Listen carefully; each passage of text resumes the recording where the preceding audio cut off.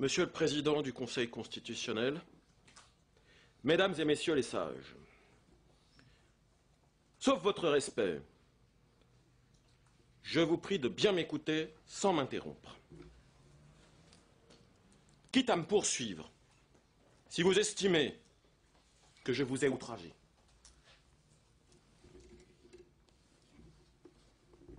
Il va de soi que je vais m'exprimer poliment et dignement, même si mon propos peut déplaire. La question prioritaire de constitutionnalité dont vous êtes aujourd'hui saisi porte sur un texte qui assassine professionnellement. Alors l'enjeu de cette instance me fait peur. J'ai peur pour ma vie professionnelle. J'ai peur pour l'avenir professionnel de mes brillants confrères. J'ai peur pour l'état de droit. Et j'ai peur pour la France. Parce qu'un même péril menace tous ses devenirs personnels et institutionnels. Ce péril qui me fait peur s'appelle la corruption. Cette corruption qui a gagné toutes les parties de l'administration publique, voire même certains magistrats, lorsqu'ils font preuve d'un zèle à géométrie variable, au préjudice de M. François Fillon et de la démocratie. J'en ai tellement peur de cette corruption que je vous ai saisi, par l'intermédiaire de mon confrère, Maître François d'Angleon, d'une récusation visant, excusez-moi, Monsieur le Président du Conseil constitutionnel. À cause de ces liens involontaires et hasardeux, mais réels, de notoriété publique, à cause de ces liens d'amitié envers Monsieur le Premier ministre, Bernard Cazeneuve, et des gens de justice rouennais, qui n'ont pas hésité, je l'affirme et je le prouverai, à organiser contre moi une mise en danger criminelle dont j'ai saisi le Parlement pour commission d'enquête. Monsieur le Premier ministre, Bernard Cazeneuve, qui réclame le parfait maintien du texte déféré. Alors à ce stade, puisque je n'aurai que 10 minutes, je crois qu'il est temps que je vous décrive un petit peu le ressenti que j'ai aujourd'hui de ce métier qui s'est érigé en profession. Et je vais vous citer, pour ce faire, des propos de Robespierre à la Tribune, le 14 juillet 1890. C'est aux classes fortunées que vous voulez transférer la puissance. Vous voulez diviser la nation en deux classes, dont l'une ne sera armée que pour contenir l'autre.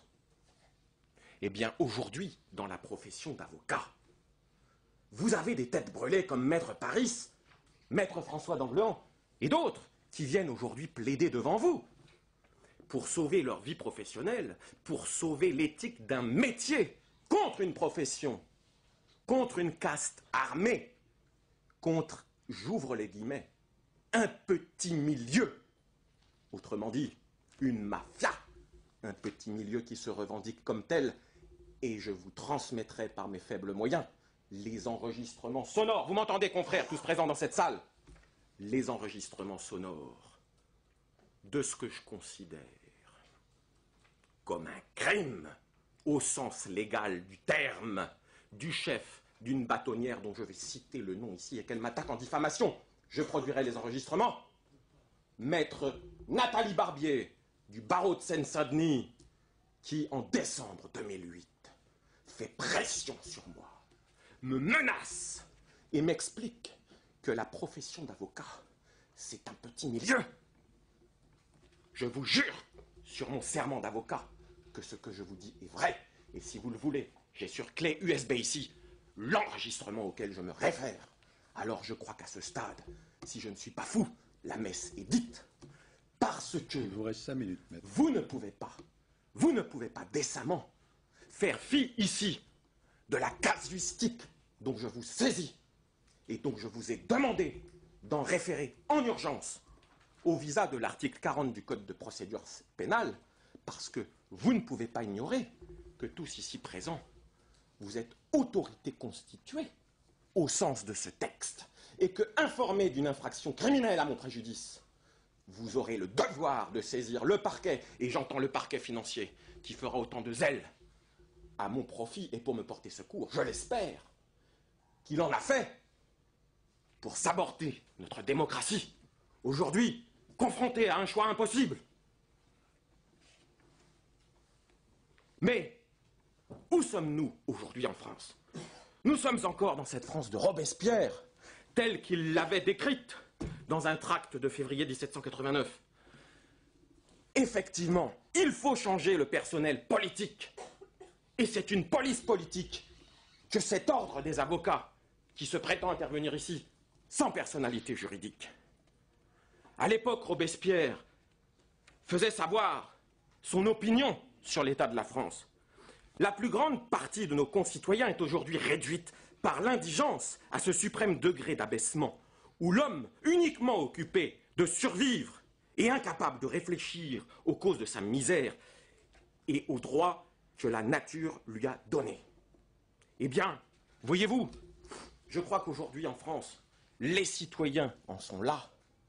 Et il relève de votre responsabilité d'entendre, de devenir visionnaire de ce drame et de cette tragédie qui se déroule en France à l'instant où je vous parle, mais qui se produit également au préjudice des avocats tels que moi, qui sont désarmés, qui sont les montagnards du barreau, en face des Girondins du barreau, qui se sont arrogés le bras armé d'une déontologie dont eux-mêmes, j'y insiste, et j'ai l'enregistrement qui prouve cela, dont eux-mêmes viennent vous dire qu'elle ne servirait qu'à éliminer les avocats qui font des procès. Parce que Nathalie Barbier, lorsqu'elle me menace, elle m'explique bien que les avocats qui font des procès, on n'en veut pas. On n'en veut pas. Mais qu'est-ce que ça veut dire? Et lorsqu'elle me dit, d'un air menaçant, vous croyez qu'on les monte comment, nos cabinets? Vous croyez que les avocats, ce sont des gentils? Vous croyez que je leur fais des cadeaux à mes confrères? Oui, bâtonnières, susceptibles de provoquer des poursuites disciplinaires. Et tout ce que je vous révèle ici n'est pas prescrit. Il y aura une plainte pénale sur laquelle je travaillais. Et c'est d'ailleurs à cause de cette plainte pénale sur laquelle je travaillais qu'on a mis ma vie en danger, en abusant le pouvoir d'État, parce que je ne suis pas naïf, ni paranoïaque, ni malade, comme on a voulu le faire croire. Si des gens influents à Rouen ont voulu me mettre en danger pour se débarrasser de moi et de la plainte pénale sur laquelle je travaillais, capture d'écran à l'appui, je pourrais le prouver, c'est pour protéger, pour couvrir un bâtonnier qui s'appelle Arnaud de Saint-Rémy et qui était visé dans ma plainte pénale. Mais le plus beau de tout ça, c'est qu'on a instrumentalisé une avocate qui s'appelle Marie Santiard et qui, en combinaison avec maître Karim Achoui au barreau de Paris, au vu et au su du barreau de Paris, pour faire taxer des honoraires au profit de ces gens-là, quand ils se sont rendus coupables d'exercice illégal de la profession. Mais j'espère que de ce pas, vous allez saisir le parquet financier et me demander les preuves dont je dispose, parce que désormais je suis en danger. Vous voulez conclure, s'il vous plaît, maître? Je crois que je viens de le faire, mais je vais quand même vous citer une belle phrase de Courteline qui, finalement, résumera ma démarche ici. Mais j'y insiste, je suis lucide. Si des gens d'en bas ont instrumentalisé le pouvoir d'en haut pour que son bras armé rebondisse sur moi, je ne suis pas fou au point qu'un ordre aurait été donné d'en haut. C'est un rebond malheureux. Et la vérité sera faite. Alors je vais finir sur cette phrase de Georges Courteline qui résumera ici ma posture. Aux yeux de la loi, un gredin qui la tourne est moins à craindre en son action qu'un homme de bien qui la discute avec sagesse et clairvoyance. Et j'aimerais citer un autre personnage illustre. Je vous demande quelques instants parce que c'est très important. C'est le grief principal que je vois à poser contre la profession d'avocat. Si vous voulez, je ne retrouverai peut-être pas la citation, mais il s'agissait en gros de dire que... Attendez. Évidemment, il règne un certain désordre dans tout ce que j'aurais voulu vous dire, étant donné que je n'ai que 10 minutes. En gros, il s'agissait de dire que la corruption que je crains, lorsqu'elle procède d'une violation de la loi, elle est moins grave que lorsqu'elle procède de la démarche qui consiste à donner aux gens corrompus des lois pour agir contre les malheureux qui sont les victimes de leur oppression tyrannique. Et il faut mettre un terme à tout cela, parce que si vous ne faites pas la réforme qui s'offre par la Providence aujourd'hui sous votre signature, eh bien, vous aurez négligé de comprendre la tragédie qui s'est nouée à Melun, effectivement, parce que, si tant est qu'un avocat doive être sanctionné parfois parce qu'il aura commis l'irréparable vis-à-vis de la justice, encore faut-il que cet avocat puisse en toute lucidité estimer qu'il est fautif et responsable de la sanction dont il va être destinataire. Je vous remercie. Je vais donner la parole maintenant à Maître Krikorian, qui est avocat au barreau